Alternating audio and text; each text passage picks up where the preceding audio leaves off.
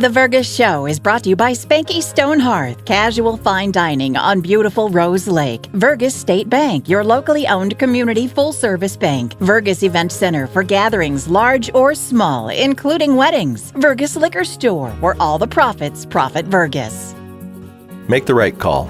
Call Hanson's, the most trusted name in plumbing and heating. Hi, welcome to the Vergas Show. I'm Sherry Hanson. Thanks for joining me today. I'm with the Mayor of Vergas, Julie Bruhn. Thank you, Julie. Yeah, we're in the beginning of 26, and it's always a good time to look back.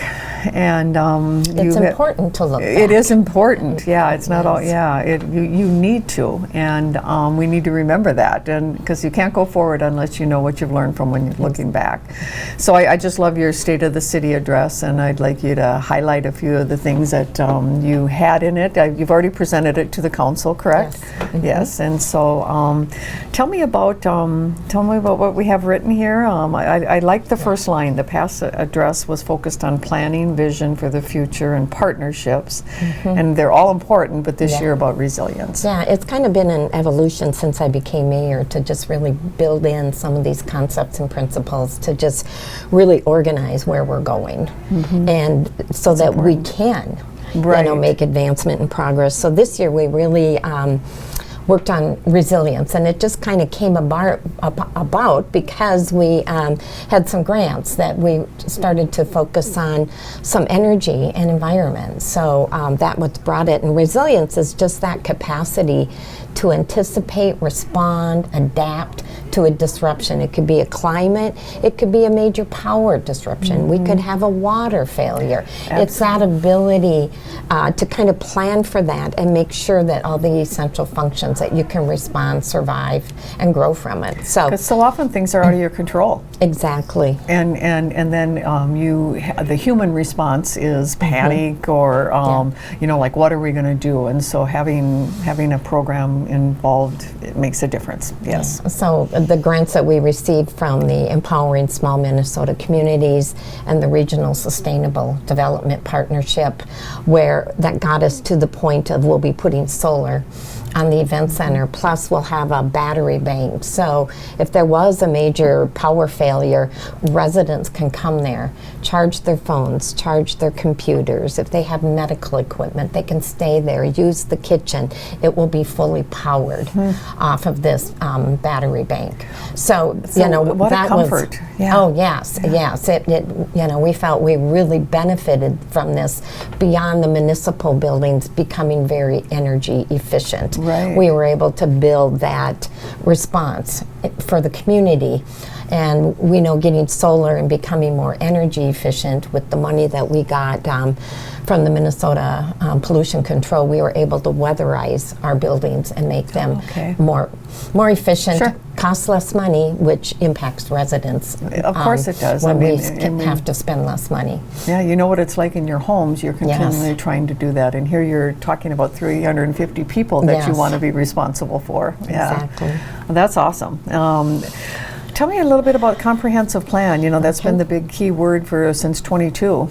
Yeah, and it really is our guiding document. I mean, we put a lot of time into listening sessions and surveys and getting resident and kind of surrounding lake residents, getting input. So we stay focused on what they felt the priorities were, and at that time it was parking. I know, we always hear that, don't we? But we got the city center parking lot completed this year, the asphalting and the marking, and added a couple of handicaps. So not that we're done, but that has a big impact, adding those additional spaces in town. Where are those handicap ones at? I'm not familiar. One like right behind the municipal liquor store building, and then down by the hardware on that side. That's right, yeah. And we worked with the Otter Tail DOT to really know where you could have them and how many. You never have enough for big events, but on a day-to-day, that's what they felt we needed. To know that. The other one was really housing, and we had 51 new housing lots. Since that time, and that's incredible for a town our size. I know it, and 94% of them are sold. It's just amazing. So through those 3 kind of housing additions, there is housing available and some very affordable if building. And so, it's exciting that we're able to do that. I mean, not that there aren't further things we want to do, especially senior housing is something that we still are being focused on. And the last was businesses, was the top of the 3. And I think, our EDA, HRA has done a good job of kind of promoting the businesses. And we have a CEDA rep that is invaluable to the community and being part of our community. And they did the facade and it goes without saying, our Vergas Community Club, how much they promote the businesses and bring people to town to shop at our businesses. The Looney and the Holiday Bucks are huge. A huge part of that. To spend them.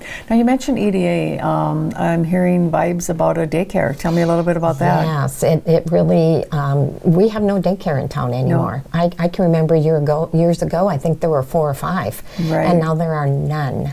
And we want people to move here, we need daycare. Yeah, and it really was part of our comp plan to bring people in. And so we are making it a priority and purchased a lot. The EDA did down by Jesus Little Lambs. We purchased that lot, and that's a first step. That is a first step. You need to have a place if you're going to start applying for money.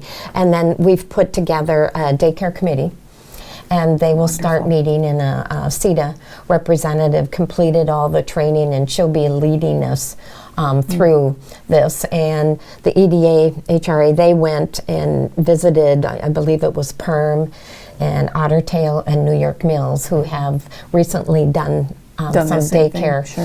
So we're hoping to get some of those ideas, and with the daycare committee, we're hoping that it comes to fruition, that we can get something in place. And the Lions are on board. They want to be the ones that fund and put up the playground. Nice. Yeah. Nice. Yeah, it's so important. Yeah, it's one thing in Vergas, you have an idea, it starts, and all of a sudden, you just get all these people. We're so fortunate. I know, people envy it. Other communities frequently ask me, how do you do that? And I go, it's nothing on my part. It's just the way the community is. It is. We are just so fortunate. And that being said, I would like to just ask you a little bit about being on the Parks Board, and we definitely need to do something down at our park, because our natural resource is just so important. Yeah, it came up in the comp plan, and this last year we did a survey as part of our resilience, sustainability, and energy, and water and environment came out as top. People want it protected. We did the park improvement plan. I know that you're aware of that, and it came in at 1.2 million if we really wanted to do all the ideas down there. And we know how important that park is to us, recreationally, environmentally, and economically.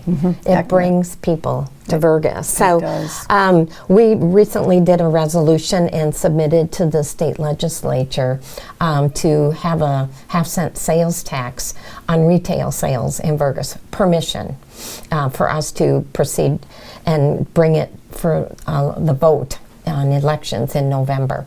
We haven't heard back. We submitted it in January, and it was felt it may be the only way that we might be able to fund that. When you have a town of 358, to think that you're going to be able to fund a project of that size, it would take years and years. So, and it would be retail only, So we know the number of people that come to Vergas and buy things. So we feel that if we're spreading it out, and based upon based upon sales annually with tax, it's felt it'll probably take 5 years to raise that money. But it's sustainable. Yes. Oh, that's exciting.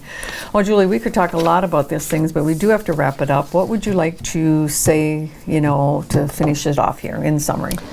We're very grateful for all the partners that we continue to have that have made things possible. And I kind of framed up this year I think our story is what's possible.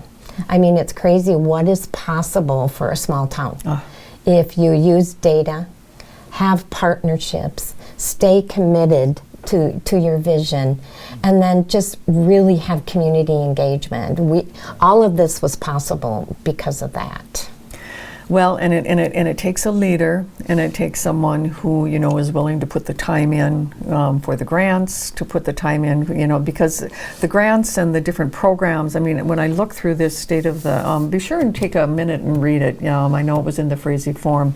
It's also posted on the city website. And on the city website. It just shows all the different ways that it is happening, and only because of the efforts. And so I thank you as a community member, and as a, you know, involved in a lot of different things too. It just makes it a lot easier. So thank you for coming on the show today. Thank you, and thank you, Vergas, for all the things that you do to make Vergas a better place. All right, you have a good day in Vergas.